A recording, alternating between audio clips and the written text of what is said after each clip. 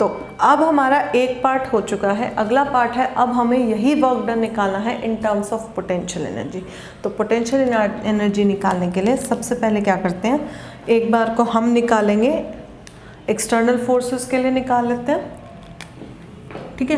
Work done 1 to 2 is integration 1 to 2 Fi dot DSI, ठीक है। ये I जो मैं यहाँ पे ले रही हूँ वो टोटल सम हमने पिछले जो लिखी थी डेरिवेशन उसमें मैंने बोला था it is the sum of both the forces. तो अभी के लिए मैं क्या कर रही हूँ, इसको एक्सटर्नल का कंपोनेंट ले लेते हैं, डिवाइड कर लिया मैंने प्रोडक्ट को, सम को। इंटरनल फोर्सेस को फॉर द टाइम बिंग मैंने एक होल्ड पे रख लिया, अभी I am only dealing with the external force. तो एक्सटर्नल फोर्स के बारे में मेरी स्टेटमेंट क्या कहती है, if the external forces acting on the system are derivable from a scalar function, scalar function से डिराइवेबल है तो ही मेरी एनर्जी कंजर्वेशन होगी। तो हम यहाँ पे लिखेंगे for the energy to be conserved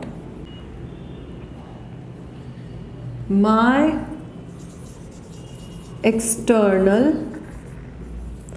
forces should be given in gradient form,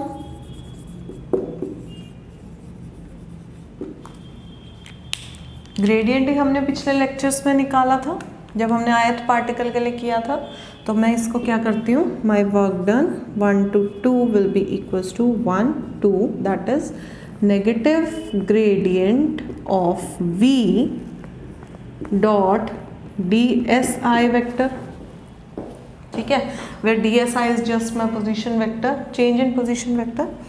इसको मैं क्या लिख देती हूँ 1 to 2 negative of del operator on V dot DSI vector.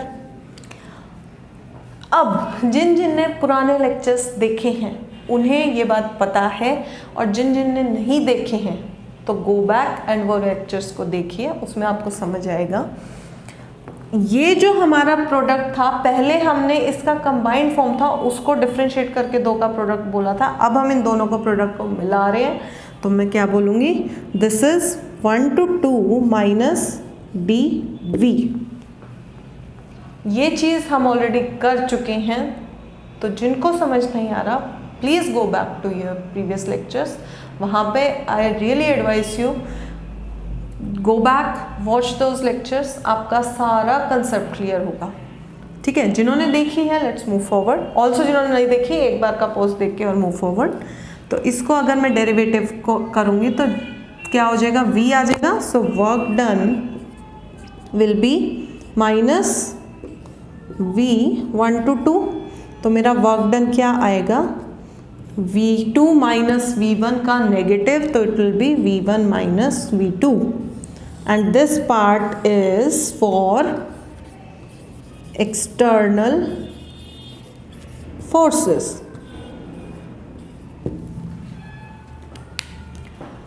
ये हाफ पार्ट हो गया था, ये जो सेकेंड हाफ है उसका हाफ हो गया कि जो मेरी इंटरनल और एक्सटर्नल का था उसके मैंने एक्सटर्नल का कंपोनेंट निकाल दिया, मेरा रिजल्ट ये आ रहा है।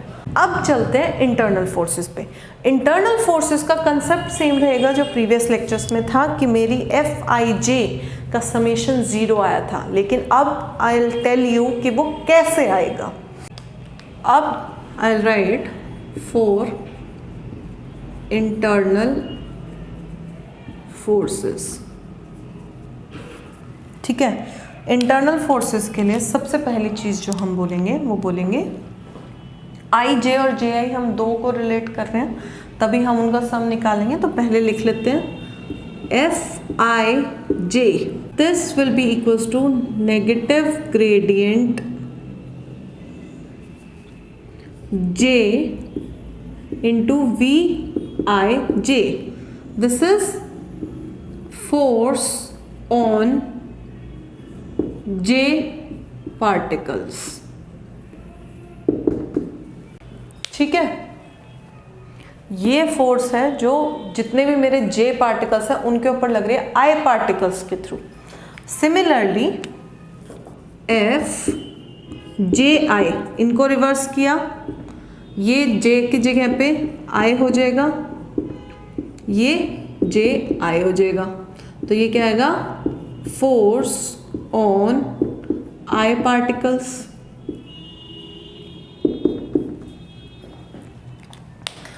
दो फोर्सेस तो हमारी डिफाइन हो गई, ठीक है।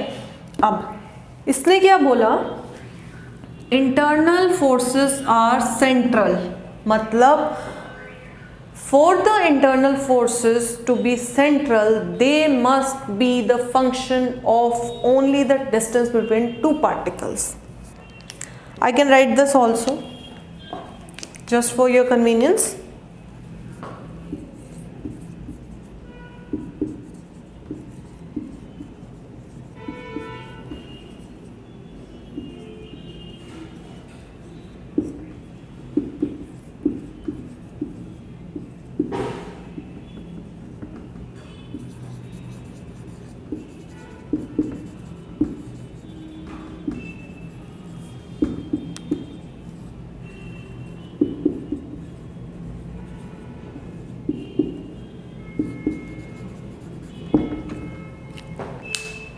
ठीक है, मेरी जो फोर्स है it is only the function. अब इसको लिखेंगे कैसे कि मैं क्या लिखूंगी, सॉरी फोर्स नहीं बोलेंगे, फोर्स कह सकते हैं या फिर पोटेंशियल। बेसिकली पोटेंशियल होगा तो फोर्स अपने आप ही होगा। तो इंटरप्रिटेशन के लिए मैं लिखूंगी V I J is just the function of mod of R J minus R I. इससे फायदा क्या होगा, even if I am going from R I to R J और मैं उल्टी आ रही हूँ आर जे से आर आई, मेरा पोटेंशियल के ऊपर कोई फर्क नहीं पड़ेगा। तो मैं बोलूँगी V I J is equals to V J I. This is again एक छोटा सा रिजल्ट। ऑल्सो जब हम डेरिवेटिव्स और पार्शियल डेरिवेटिव मैथमेटिक्स में करते थे तो हमारे पास एक दो रिजल्ट्स आते थे, तो उसमें मैं क्या बोलती थी, del by del R I अगर मैं ले रही हूँ और मेरे को उसको आई और जे दोनों का म्यूचुअल में कन्वर्ट करना है तो वो होगा minus of del by del R I J. ठीक है, इस चीज़ से मतलब this is del I operator and this is negative of del I J operator। ठीक है, सिमिलरली अगर मैं जाऊंगी del by del R J से I J पे तो वो भी मेरा क्या हो जाएगा, नेगेटिव हो जाएगा। ये आपका एक छोटा सा होमवर्क भी हो सकता है क्योंकि R I J में जाने में मुझे सिर्फ इसका डेरिवेटिव लेना है, वो मोड के अंदर आएगा, तो मेरा जो डेरिवेटिव है वो एज इट इज आ जाएगा। तो हम बोलेंगे del J operator is equals to negative of del I J operator। अब यहाँ पे मेरा del J operator था, del J को मैंने I J में कन्वर्ट करूँगी, नेगेटिव साइन हट जाएगा तो ये मेरा पॉजिटिव हो जाएगा del I J V I J। Similarly del I की जगह पे मैं del I J लिखूँगी तो ये भी मेरा del I J V J I। Just pay attention, यहाँ पे नेगेटिव होगा लेकिन इधर is V I J and इधर वी जे आई, जो हम ऑलरेडी निकाल चुके हैं, सेम है। ठीक है, तो यहाँ से मेरे पास एक और रिजल्ट आ जाएगा जिसमें मेरे पास आएगा F I J being the negative gradient of a scalar potential function will also be a function of distance between them only difference will be the negative sign क्योंकि ये एक वेक्टर क्वांटिटी है, बाकी सारी चीजें सेम आई है, तो F जे आई, right. तो अब इसके बाद मैं क्या लिखूंगी, मैं लिखूंगी माई पोटेंशियल, जिससे मैं मेरी फोर्स डिराइव करूंगी, will be the sum of V external plus summation V I J जो इंटरनल रहेंगे, इंटरनल हमने देखा है ये दोनों इक्वल हैं, i j j i, तो मेरा जो समीशन आएगा वो टोटल सम के डबल आ जाएगा। This is again one of the result in mathematics class जो आपको पता होगा। तो यहाँ पर हम एक फैक्टर ऐड करेंगे हाफ का, उसके बाद ये पोटेंशियल को हम जाके पुट करेंगे v में, फॉलोइंग द सेम स्टेप्स। यहाँ पे मैंने जो v लिया था वो सिर्फ एक्सटर्नल लिया था, अब एक्सटर्नल की जगह पे मैं जो v ले रही हूँ वो मैं टोटल ले लूँगी। तो सिमिलरली मैं क्या लिखूँगी, ये वाला जो v है ये वाला v बन जाएगा। तो मेरा जो वर्क डन निकलेगा वो दोबारा से मेरे पास क्या आ जाएगा, v1 minus v2 for both the forces. तो मैं लिखूँगी work done from going 1 to 2 will be v1 minus v2 as a whole, दोनों फोर्सेस के लिए। यहाँ सिर्फ एक्सटर्नल के लिए था, वहाँ पे अब ये दोनों के लिए होगा। तो मेरा एक रिजल्ट ये आ गया, एक रिजल्ट ये आ गया।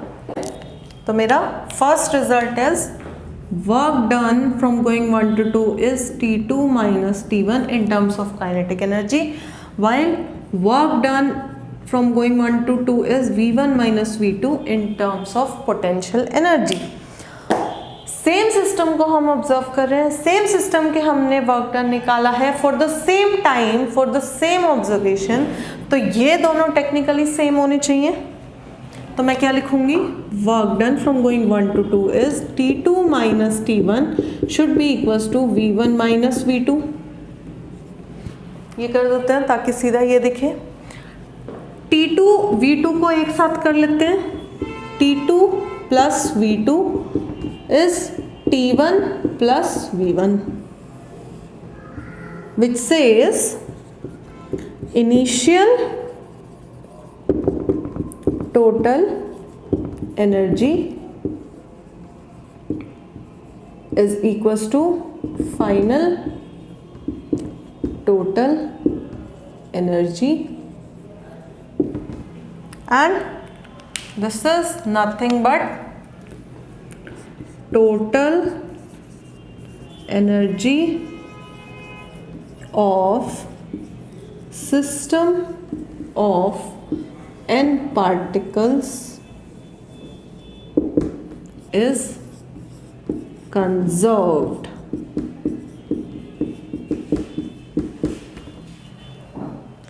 right?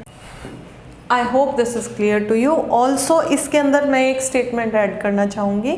जब हमने काइनेटिक एनर्जी के में निकाला था तो उसके केस में जब हमने काइनेटिक एनर्जी बहुत इजीली निकाल ली थी, वो क्यों निकाल पाए थे, क्योंकि काइनेटिक एनर्जी को जब हम स्टडी करते हैं तो हमें एक चीज़ बोली जाती है, वी से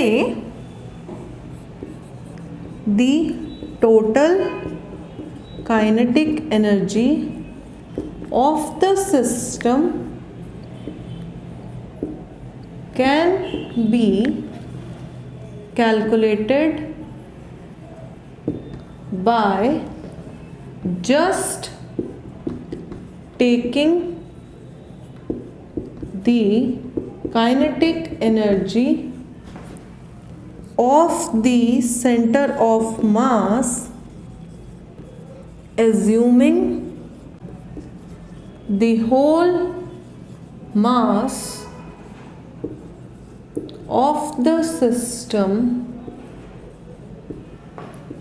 is concentrated on the single center of mass point। हम क्या करते हैं, जब हम काइनेटिक एनर्जी को निकालते हैं तो हम एक चीज़ अज्यूम कर लेते हैं कि मेरी कितनी भी बड़ी बॉडी है, वो कैसी भी शेप की है, लेकिन उसका सारा जो मास है वो मेरा एक सिंगल पॉइंट जहाँ पे सेंटर ऑफ मास लाई कर रहा है उसके ऊपर आके कंसंट्रेट हो गया है, और उसके बाद मुझे सिर्फ एक पॉइंट की काइनेटिक एनर्जी निकालनी है which will give me the total kinetic energy of the system. तो इसलिए हमारी काइनेटिक एनर्जी का रिजल्ट बहुत इजीली आ गया था, और हमने जब पोटेंशियल निकाला तो उसमें हमने अलग अलग कंपोनेंट्स करके निकाला था। तो this is the conservation of total energy of the system, and this being the last topic of this unit. हमारी फर्स्ट यूनिट खत्म हुई। फर्स्ट यूनिट का जो एक आधा पार्ट है, जो कॉन्स्टेंट्स वगैरह है, वो जो हम नेक्स्ट यूनिट करेंगे वहाँ पे उसका यूज़ होगा, तो उसको हम उस यूनिट के साथ कवर करेंगे। तो स्टे कनेक्टेड, जाना कहीं नहीं है। ये यूनिट ख़त्म होगी, 2 यूनिट्स अभी बाकी हैं जो हमें पूरी करनी है और टाइम कम है, तो हम अच्छे से करेंगे, सारी यूनिट्स को पूरा सिलेबस कवर करेंगे ताकि आप सबको पूरी सहूलियत रहे। और या that's it, stay connected, stay safe. Thank you so much. Don't forget to like, share and subscribe और आगे भी भेजिए। Thank you.